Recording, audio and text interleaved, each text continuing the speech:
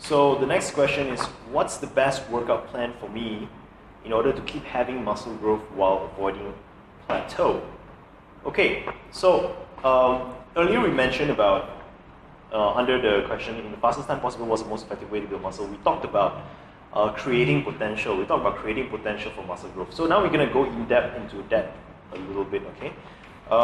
This is assuming that you already have your lifestyle under control, as in like you're managing your stresses and you're managing your recovery very well, you're managing your nutrition very well, and you're also managing whatever limitations that you might have very well. So now we're going to talk about the potential, because it seems to me that most people tend to just try things when they go to the gym. They go to the gym and they just decide to pick up whatever it is that they feel like doing for that particular day, and they just go at it. Okay. So I'm going to talk about what is the best way to create that potential of muscle building. So because I'm doing this right off the top of my head, if I'm missing anything, I'll make another video for that some other time. So let's get shit done. Okay. Aside from microscopic tears, there is another thing which you need to take note of: neuroendocrine muscular response. So your neuroendocrine is basically that connection between neuro, your brain, endocrine, your hormones. Basically put, in order for anything to happen within your body, there needs to be hormones. Hormones are the signals of your body. So the question then is, how do we incite the highest amount of hormones to tell your body to build more muscle all the time, okay, to continuously build more muscle? So first of all, is the neuroendocrine response is determined by, number one, how much load you're having. Actually, basically, how much muscles are you recruiting? How much percentage of your muscles are you recruiting, simply put, to go through that particular movement? So, like you do a squat. How much muscles are you recruiting to do your squat? If you're carrying a load which is relatively light to you, you're not going to recruit a lot of muscle. You're going to feel, it's going to be pretty easy. But if you were to put a weight which challenges you a lot, okay, then you're going to start to recruit a lot more muscle than if the weight was light. It's as simple as that. So that is one part of it, neuroendocrine muscle response. And for the most part, you will notice that the basic lifts are the ones which is, how do I put it? Chronologically,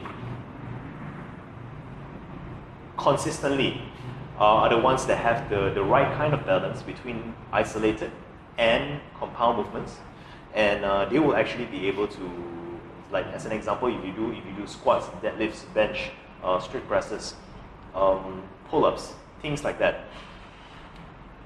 It's dictated by load. It's also dictated by how much the amount of muscles used at the same time, and how, when I talk about load, how powerful the contraction of the muscle is.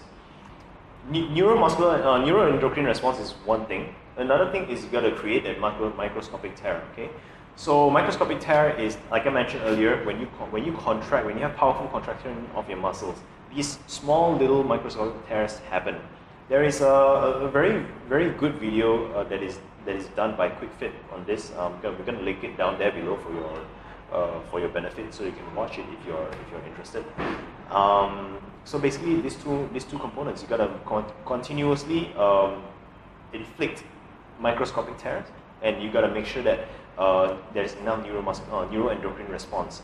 In order to do that, you got to continuously challenge yourself, and you need to continuously challenge yourself in the right way, using compound movements and progressively heavier load.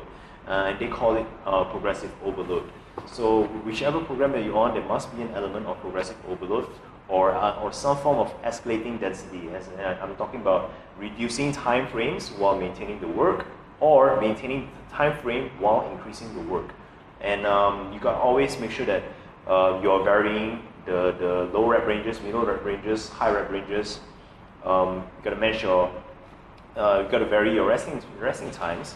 There's all kinds of things that we can talk about when it comes to programming for muscle, for hypertrophy, for adding muscle. So we're not going to go too in depth into it. So basically, I hope that answers this question. If it doesn't, write me, and we'll probably do another video on that. And the best part is you can actually always just simply ask your coach, or even better than the best, just do whatever your coach tells you to do. Simple, right? That's all.